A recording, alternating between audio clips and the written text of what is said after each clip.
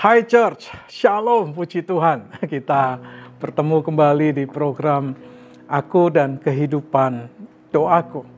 Puji Tuhan, saya berharap gairah saudara untuk berdoa sudah semakin kuat dan semakin bertambah-tambah di dalam diri saudara. Doa merupakan satu hal yang sangat penting karena doa itu merupakan satu nafas kehidupan rohani kita. Tanpa doa kita akan mengalami kematian rohani. Tapi dengan doa kita punya kehidupan yang lebih dekat dengan Tuhan dan menikmati anugerah Tuhan. Saudara, sebagaimana yang sudah kita pelajari minggu yang lalu, kita masih belajar tentang doa Bapa kami. Kita tiba di ayat yang ke-9 sampai ke-10, nanti kita akan mulai dari start di poin itu, ayat 9 dan ayat 10 dari Matius pasal yang ke-6, nanti saya akan bacakan ayat 6 sampai ayat 13 untuk kita selesaikan hari ini. Tapi sebelumnya mari kita berdoa. Tuhan, terima kasih, kami ingin melanjutkan bagian dari doa yang Tuhan ajarkan, yaitu doa Bapa kami. Dan kiranya sungguh semakin kami memahami apa yang Tuhan ajarkan, kami boleh semakin rindu membangun kehidupan doa yang lebih baik, yang lebih indah di dalam Tuhan. Di dalam nama Tuhan Yesus Kristus kami berdoa. Amin. Saudara, ada banyak pengajaran tentang doa Bapa kami. Saudara bisa belajar dari banyak sumber. Ada bukunya dan juga ada hamba-hamba Tuhan yang secara khusus mengajarkan doa Bapa kami dari angle yang berbeda, dari perspektif yang berbeda. Demikian juga dengan apa yang saya sampaikan. Apa yang saya sampaikan ini adalah perspektif yang berbeda yang didasarkan atas doa itu mudah. Nah, dari pelajaran doa itu mudah, maka bagian yang paling mudah untuk dipelajari dari doa adalah apa yang diajarkan oleh Tuhan Yesus. Dari dasar itulah maka kita mempelajari doa Bapa kami sebagai bagian dari pelajaran doa itu mudah. Nah, sekarang kita akan lanjutkan ayat 9 sampai dengan ayat yang ke-13. Saya ingin membaca untuk saudara Matius pasal yang ke-6, ayat yang ke-9 sampai ayat yang ke-13. Demikian Alkitab. Karena itu berdoalah demikian. Bapa kami yang di surga, dikuduskanlah namamu. Datanglah kerajaanmu, jadilah kehendakmu, di bumi seperti di surga. Berikanlah kami pada hari ini makanan kami yang secukupnya, dan ampunilah kami akan kesalahan kami, seperti kami juga mengampuni orang yang bersalah kepada kami. Dan janganlah membawa kami ke dalam pencobaan, tetapi lepaskanlah kami daripada yang jahat, karena Engkaulah yang empunya kerajaan dan kuasa dan kemuliaan sampai selama-lamanya. Nah, kita sudah belajar ayat sebelumnya, dan kita akan lihat sekarang ayat 9 dan ayat yang ke-10. Melalui ayat yang ke-9 dan ayat yang ke-10, Tuhan Yesus mengajarkan bahwa doa itu adalah kesempatan, saudara. Doa adalah opportunity. Kesempatan untuk apa? Kesempatan untuk memuji dan memuliakan Allah. Jadi ini merupakan isi dari doa. Kesempatan kita untuk memuji dan memuliakan Allah, serta membuka diri agar pemerintahan Allah dan kehendak Allah itu diwujudkan dalam kehidupan kita. Saudara, ingat bahwa doa itu tidak hanya meminta, kita sudah belajar itu di minggu yang lalu, tetapi doa juga merupakan kesempatan untuk kita memuji dan mempermuliakan Tuhan. Saudara bisa menyanyikan lagu-lagu yang saudara kuasai, saudara bisa nyanyikan dengan baik, saudara tahu lagu itu dengan baik, sekalipun mungkin suara saudara dan saya agak false ketika menyanyikan itu, saudara. Tetapi saudara bisa menyanyikan itu puji-pujian ketika saudara berdoa kepada Tuhan. Saudara bisa pilih lagu-lagu yang berisikan pemujaan dan pengagungan nama Tuhan.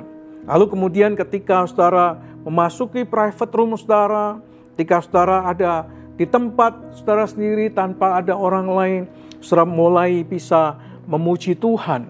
Saudara bisa mengatakan, ya Tuhan, punyamulah kebesaran dan kejayaan. Ya Tuhan, punyamulah kehormatan, kemasyuran, dan seterusnya. Saudara bisa menyanyikan lagu-lagu yang lama, yang mungkin pendek durasinya. Come Holy Spirit, I need thee. Come sweet Spirit, I pray. Come in thy strength and thy power. Saudara bisa menyanyikan lagu-lagu ini. Saudara bisa nikmati pujian penyembahan itu. Saudara tinggikan itu sebagai korban di hadapan Tuhan. Alkitab jelas berkata, saudara, ketika kita memuji Tuhan, ketika kita menyembah Tuhan, Allah bertahta di atas pujian dan penyembahan kita. Jadi di dalam doa, isinya tidak hanya meminta-minta, menyampaikan permohonan dengan banyak daftar doa yang panjang-panjang itu. Saudara, bukan hanya itu, tetapi di dalamnya saudara bisa meninggikan Tuhan, memasyurkan Tuhan, saudara bisa menikmati hadirat Tuhan dalam setiap pujian yang saudara naikkan. Kalau saudara membaca Alkitab, ya saudara, atau saudara melihat kehidupan bangsa Israel, bangsa Israel itu memiliki 3 hari raya besar. Ada hari Pentakosta, ada hari raya Pondok Daun, ada hari raya Paskah, saudara. Nah, 3 hari besar itu, bangsa Israel dari penjuru tanah Kanaan, dari penjuru bumi bahkan datang untuk bersiarah di Yerusalem. Mereka membawa korban persembahan, mereka membawa banyak korban untuk dipersembahkan di hadapan Tuhan. Mereka berjalan dari kota-kota mereka, mereka berjalan dari desa-desa mereka, dari utara, dari timur, dari barat. Mereka berombongan datang ke Yerusalem untuk merayakan Paskah. Nah, dalam perjalanan menuju siarah itu, untuk bersiarah ke Yerusalem, saudara, mereka berjalan sambil menyanyikan mazmur. Mereka nyanyikan puji-pujian dalam perjalanan itu. Mereka menyanyikan Mazmur 121. Mazmur 121 adalah nyanyian siarah.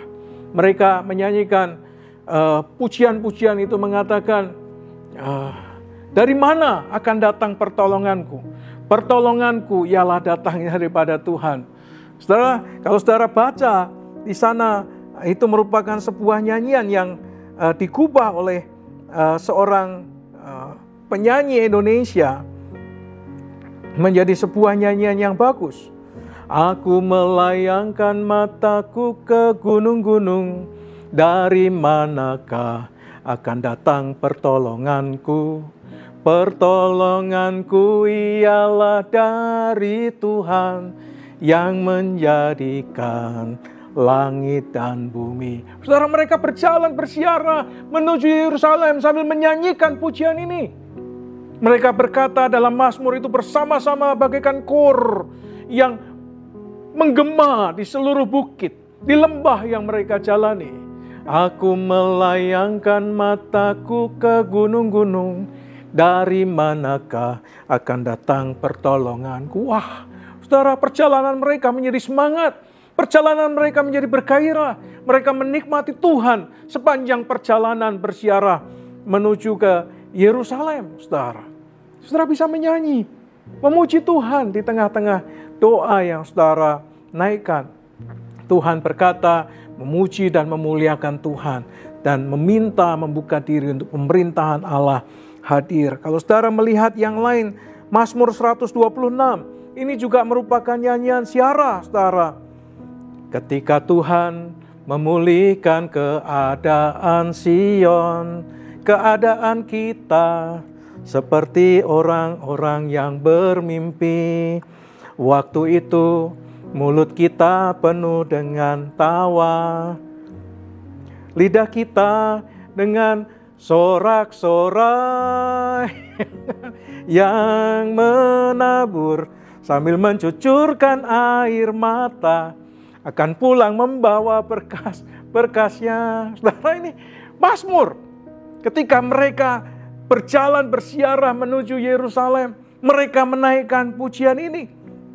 Pulihkan keadaan kami seperti memulihkan batang air kering di tanah Negeb, yang menabur dengan mencucurkan air mata akan menuai dengan sorak-sorai. Ada lagunya kan saudara ya. Tapi bisa menyanyikan ini sebagai lagu siarah kita ketika kita menyembah Tuhan. Dan juga ini merupakan nyanyian siarah. Coba judulnya saja, nyanyian siarah. Saudara, pengharapan di tengah-tengah penderitaan. Demikian juga dengan Mazmur 133, saudara. Ini juga dikatakan nyanyian siarah Daud. Saudara, Daud ketika dia bersiarah, dia menyanyikan puji-pujian. Dia mengatakan, sungguh alangkah baiknya, sungguh alangkah indahnya, bila saudara semua hidup rukun bersama, seperti minyak di kepala Harun, dan kecanggu dan jubahnya turun, seperti embun di gunung Hermon, mengalir ke gunung Sion. Ini Mazmur, saudara. Dia menyanyikan pujian ini ketika dia bersiarah kepada Tuhan. Jadi saudara, ketika saudara berdoa kepada Tuhan, pujian dan penyembahan kita bisa naikkan. Saudara bisa pilih lagu-lagu yang saudara hafal, tidak seperti saya tadi ya, tidak hafal lagu-lagu itu. Tapi lagu-lagu itu ada, diciptakan untuk kita bisa menyanyi, memuliakan Tuhan. Dan pujian penyembahan kita akan membangun tahta Tuhan. Sehingga Tuhan duduk bersemayam di atas pujian penyembahan kita. Itu kan tertulis saudara di dalam Mazmur 22. Ayat yang ketiga di sana dikatakan, padahal engkau yang kudus yang bersemayam di atas puji-pujian orang Israel. Saudara, dengan kata lain ketika saudara dan saya mulai memuji Tuhan, menyembah Tuhan, saudara sedang membuka diri untuk pemerintahan Tuhan. Allah bertahta di atas kehidupan saudara. Ketika kita memuji dan menyembah Tuhan, kita sedang membangun tahta Tuhan untuk bersemayam dalam kehidupan kita. Sebagai raja, sebagai penguasa, sebagai pemerintah dalam hidup kita. Wow, keren ya saudara ya. Ini luar biasa. Oleh karena itu, jadilah pemuji dan penyembah Tuhan dalam setiap doa. Jangan buru-buru saudara. Baru duduk sujud sudah minta. Wow, list doa saudara panjang. Ntar gak cukup. Saudara, kadang-kadang saya hanya memuji Tuhan, menyanyi beberapa lagu saja. Itu sudah makan waktu sampai 40 menit. Lalu saya berkata, Tuhan ini kurang. Saya ingin memuji Tuhan lebih lama lagi. Tapi seringkali berbenturan dengan beberapa hal yang lain. Yang dalam tanda kutip memaksa saya untuk berhenti. Poin yang ke-6, saudara. Ayat 11. Ayat 11 mengatakan dan mengajarkan kepada kita bahwa Yesus di dalam doa itu, Tuhan mengajarkan ada tindakan iman untuk menyerahkan hidup dalam pemeliharaan Tuhan. Agar diberi kecukupan hari lepas hari. Saudara, ketika kita berdoa kepada Tuhan, Tuhan mengajarkan bahwa doa adalah tindakan iman. Bukan hanya sebuah aktivitas bercakap, aktivitas menyampaikan permohonan, tetapi merupakan tindakan iman. Bahwa kita sedang menyerahkan hari ini kepada pemeliharaan Tuhan. Kita menyerahkan hidup kita kepada Tuhan. Dan Tuhan akan memberikan kepada kita kecukupan hari lepas hari. Kalau saudara baca terjemahan King James, ayat 11 itu diterjemahkan demikian. Give us this day our daily bread. Saudara, berikan kepada kami hari ini roti harian kami. Berikan kepada kami hari ini roti harian kami. Dalam teks Vulgata, diterjemahkan panen nostrum super substantialen de nobis hodie. Wah, keren ya saudara ya. Bisa sedikit bahasa Latin ya, Vulgata ya. Bahasa apa ini?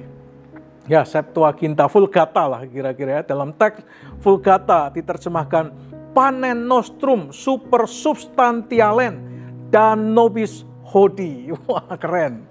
Yang artinya saudara, give us this daily our super substantial bread. Apa artinya, saudara? Dia hendak berkata, berikan kepada kami hari ini roti kami yang paling sesungguhnya. Roti dasar kami, makanan dasar kami yang sesungguhnya. Saudara, menurut Agustinus ada 3 macam roti. Kalau saudara belajar dari Agustinus, maka dia mengajarkan ada 3 macam roti. Yang pertama, segala sesuatu yang kita butuhkan.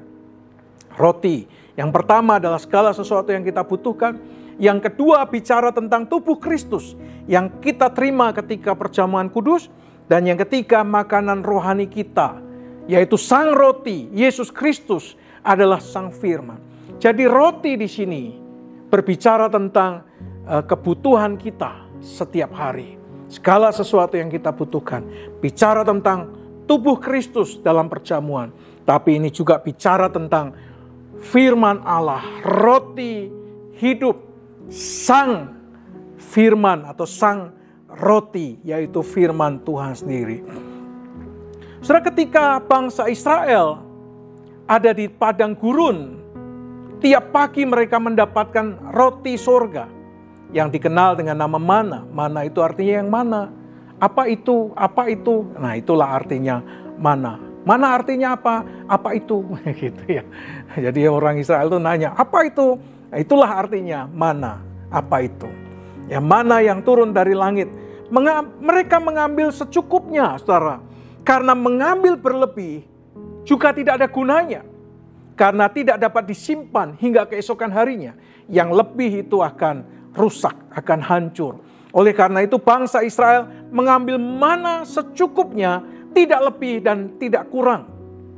Yang mengambil sedikit tidak berkekurangan, yang mengambil banyak juga tidak berkelebihan. Cukupnya untuk satu keluarga dengan keluarga yang lainnya pasti berbeda. Satu keluarga mungkin cukupnya adalah 1 gomer, yang keluarga lain 2 gomer. Keluarga yang lebih besar mungkin 3 gomer. Ada satu keluarga cukup dengan 1 mangkok. Ada satu keluarga cukup dengan 2 mangkok. Ada satu keluarga yang lain mungkin cukup membutuhkan 3 mangkok. Nampaknya yang satu lebih banyak dari yang lainnya. Tapi sebetulnya baik yang mengambil 1 mangkok, 2 mangkok, 3 mangkok, 1 gomer, 2 gomer, atau 3 gomer, sama-sama cukup, tidak berkekurangan. Tapi bagaimana ketika hari Sabat tiba, saudara? Ketika hari Sabat tiba, bangsa Israel mengambil 2 kali.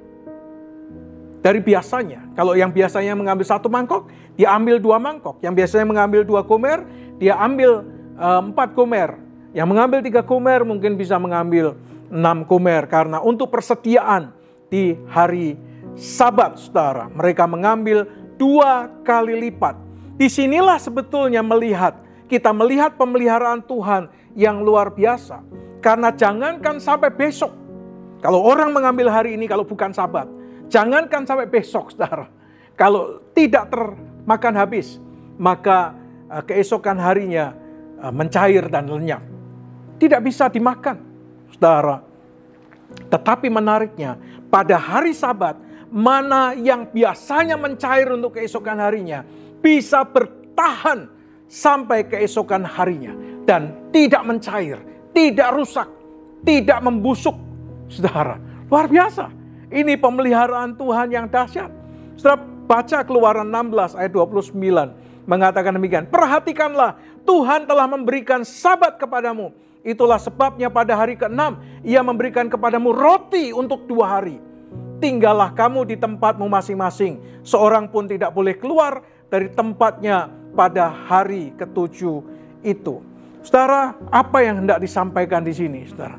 Ketika saudara dan saya bertindak dengan iman, berserah kepada Tuhan dengan iman yang kuat untuk kebutuhan yang paling dasar ini, maka untuk kebutuhan hidup yang lain akan menjadi lebih ringan berimannya. Saudara, akan menjadi lebih ringan. Karena kalau untuk dasar saja saudara beriman, maka untuk hal-hal yang lebih besar, saudara pasti akan berserah kepada Tuhan. Kalau yang dasar saja, saudara tidak bisa bertindak dengan iman, saudara tidak bisa berserah kepada Tuhan, bagaimana saudara akan berserah pada hal-hal yang besar lainnya? Yang kecil saja saudara tidak bisa bertindak dengan iman. Yang kecil saja saudara tidak bisa menyerah, bersandar bergantung kepada Tuhan. Apalagi yang besar-besar. Oleh karena itu, Tuhan mengajarkan pada bagian ini, berdoalah dengan iman. Percayalah kepada Tuhan bahwa Tuhan akan menyertai kita dan memberkati kita. Ketika kita dapat menyerah kepada Tuhan dengan iman yang kuat untuk kebutuhan yang paling dasar ini, maka kebutuhan yang lain akan menjadi lebih ringan dengan iman yang kita miliki. Amin. Amin. Saudara, mari di dalam doa bukan hanya memuji, tapi ketika saudara mengucapkan doa, menyampaikan permohonan, saudara menyampaikan dengan iman. Setelah saudara menyampaikan permohonan, bertindaklah dengan iman. Bertindaklah dengan iman. Day by day, Tuhan akan sertai kita. Tuhan akan memberkati kita. Jangan hanya bicara, tapi tidak ada tindakan iman di dalamnya.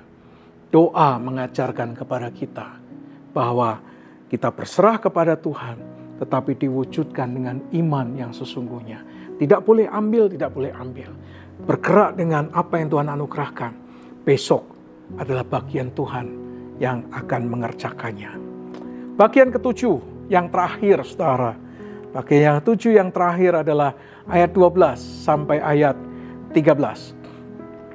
Saudara, Tuhan mengajarkan bahwa doa adalah kesempatan. Kesempatan untuk apa, saudara? Doa adalah kesempatan untuk memohon kepada Tuhan dua hal. Yang pertama, pengampunan. Yang kedua adalah pimpinan Tuhan. Sehingga senantiasa kita hidup dalam perkenanan Tuhan dan tidak tersesat dan terjebak dalam jebakan si iblis. Supaya kita tidak tersesat dan kita dapat dilepaskan dari ikatan si iblis. Doa berisi tentang dua hal, yaitu pengampunan dan pimpinan. Itulah yang ada di dalam ayat 12 dan 13. Saudara, dua doa terakhir ini sangat luar biasa sekali. Kenapa sangat luar biasa? Karena ketika kita minta pengampunan, Alkitab mengatakan Allah adalah Allah yang setia dan adil. Dia akan mengampuni dosa kita dan mau datang menyucikan kita, melayakkan kita kembali. Saudara, setiap kita yang mau datang kepadanya untuk memohon pengampunan, Tuhan pasti akan mengampuni kita. Saudara, pengampunan tidak membuat kita secara otomatis lepas dari jerat dan ikatan kuasa kegelapan. Kenapa? Karena jerat dan ikatan itu harus dilepaskan. Oleh karena itu, tidak secara otomatis orang yang minta pengampunan, dia diampuni. Tetapi ikatan dan jerat si iblis itu harus dilepaskan. Oleh karena itu, saya percaya kalau kita terikat dengan kuasa-kuasa kegelapan, tidak berhenti hanya sampai di dalam pengampunan, tapi perlu didoakan secara khusus supaya itu dilepaskan hubungannya, ikatannya atas roh dan jiwa serta tubuh kita. Jadi kalau kita terikat dengan kuasa gelap, kita terikat dengan roh-roh jahat, kuasa perdukunan atau yang lainnya, selain meminta pengampunan, saudara dan saya juga perlu dilepaskan dari kuasa kegelapan, dari roh-roh jahat yang mengikat kita, yang membelenggu kita, yang menghalangi berkat Tuhan atas kehidupan kita. Oleh karena itu, bagian yang terakhir ini sangat penting, karena pengampunan dosa, memohon pengampunan, bukan saja membuat kita diampuni dosanya, tetapi juga kita perlu memikirkan dan mendoakan supaya semua ikatan belenggu dari kuasa gelap dilepaskan dari kehidupan kita. Yang kedua, pengampunan merupakan satu hal yang sangat penting. Karena kenapa? Alkitab mengatakan di dalam Yakobus pasal yang kelima, saudara, kalau saudara saling mengampuni dosa, lalu kemudian saudara berdoa, maka doa saudara dan saya sangat besar kuasanya. Sehingga orang yang sakit itu disembuhkan, orang yang terbelenggu dibebaskan, mereka yang terikat dimerdekakan.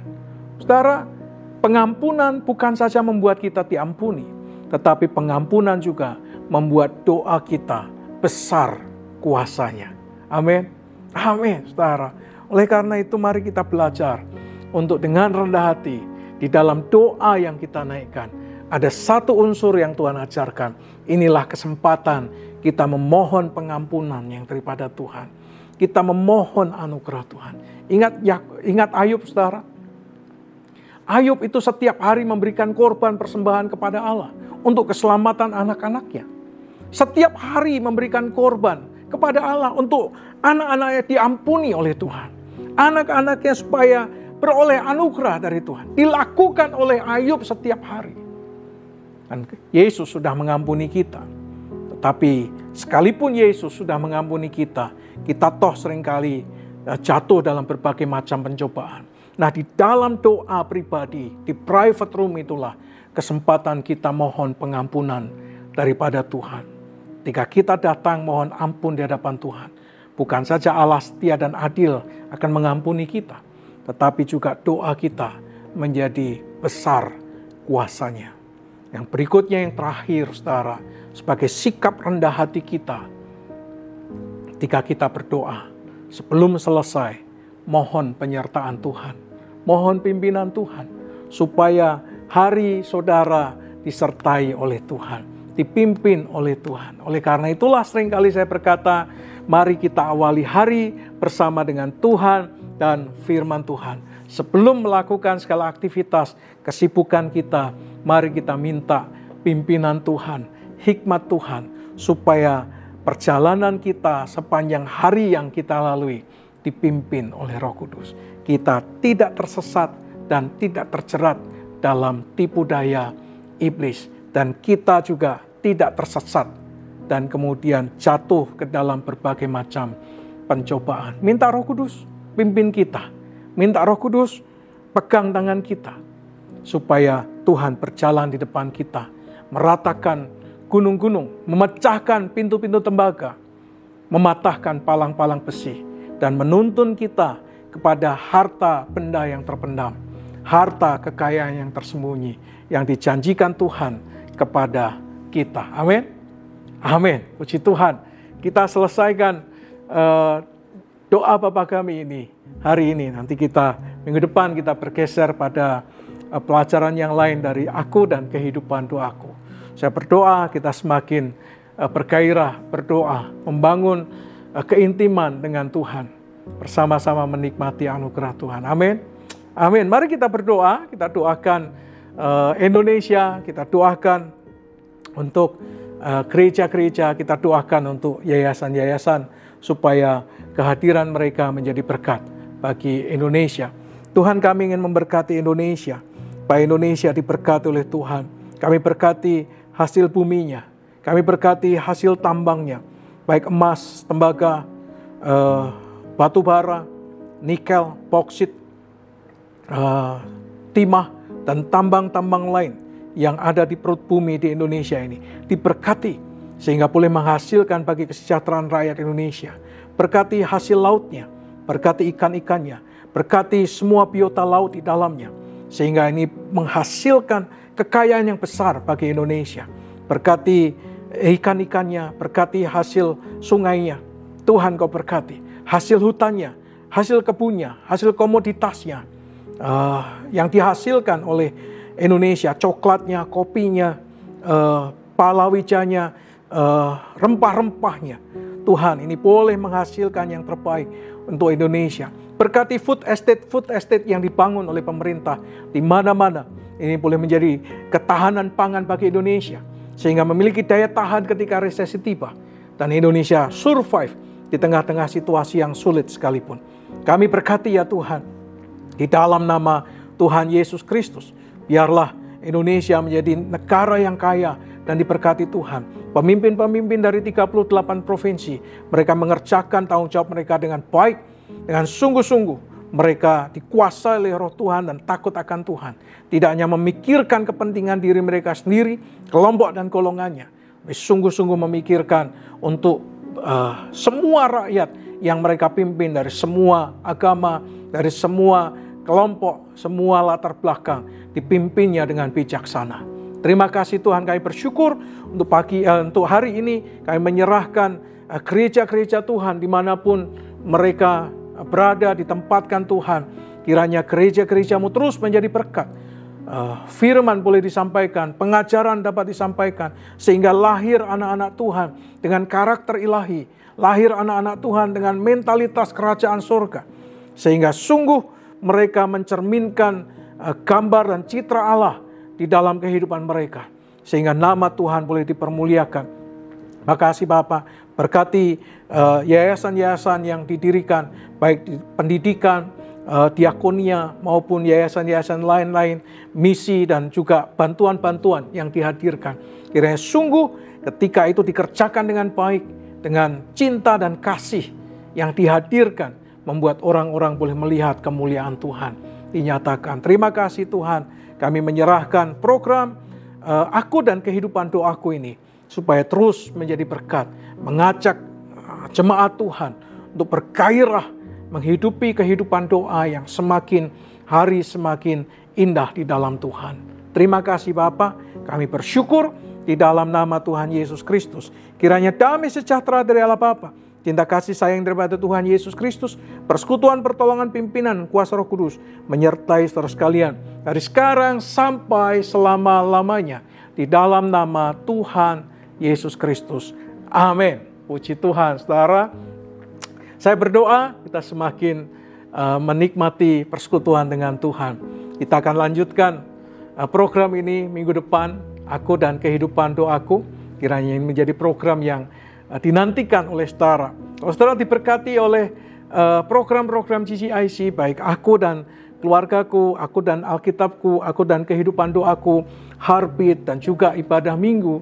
Kalau saudara ingin diberkati dan saudara ingin menabur berkat, saudara dapat menaburkan berkat, mengirimkannya supaya pelayanan ini semakin diberkati oleh Tuhan. Amin. Amin. Puji Tuhan. Sampai ketemu minggu depan di program yang sama. You are blessed.